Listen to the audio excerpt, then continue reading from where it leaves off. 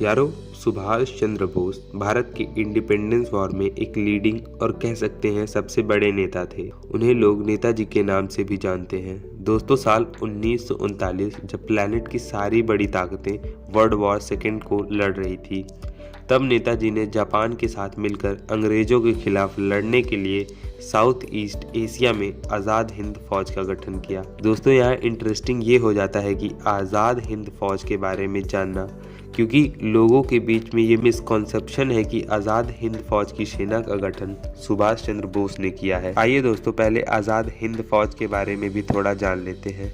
दोस्तों, आज़ाद हिंद फौज का गठन पहली बार रास बिहारी बोस द्वारा 29 अक्टूबर 1915 को अफगानिस्तान में किया गया था। वास्तव में उस समय ये आज़ाद हिंद सरकार की सेना थी। इसका भी मोटिव यही था कि अंग्रेजों से लड़कर भारत को आज़ाद कराना है। लेकिन जब साउथ ईस्ट एशिया में जापान के साथ मिलकर सुभाष चंद्र बोस ने 40,000 इंडियंस की एक सेना बनाई और उसका नाम भी उन्होंने आज़ाद हिंद फौज रखा, तो नेताजी को आज़ाद हिंद फौज का सुप्रीम कमांडर बना दिया गया और उनके हाथों में इसकी कमान सौंप दी गई। यारों, अगर आज़ाद हिंद फौज के बारे में एक अलग सा डिटेल वीडियो चाहिए तो आप लोग कमेंट करके मुझे बता दीजिए।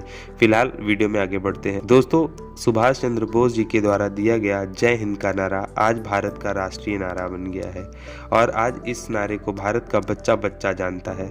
इसी तरीके से तुम मुझे खून दो मैं तुम्हें आज़ादी दूंगा का नारा भी उन्हीं का था, जो उस समय बहुत प्रचलित हुआ। यार, कुछ हिस्टोरियंस यानी इतिहासकारों का मानना है कि जब नेताजी ने जर्मनी और जापान से सहायता लेने का प्रयास किया था, तो ब्रिटिशर्स ने अपने खुफिया लोगों यानी गुप्तचरों को 1941 में उन्हें खत्म कर देने का आदेश दिया था। यारो, 21 अक्टूबर 1943 को सुभाष चंद्र बोस ने आज़ाद हिंद फौज के सुप्रीम कमांडर की हैसियत से स्वतंत्र भारत की अस्थायी माने टेम्परेरी सरकार बनाई, जिसे आगे चल के Germany, Japan, Philippines, Korea, China, Italy और आयरलैंड सहित 11 देशों की सरकारों ने मान्यता दी। और उसी बीच जब दूसरे विश्व युद्ध के दौरान जब अंडमान और निकोबार आइलैंड जापान के कब्जे में आ गया, तब जापान ने इसे आज़ाद हिंद की इस अस्थायी सरकार को दे दिया।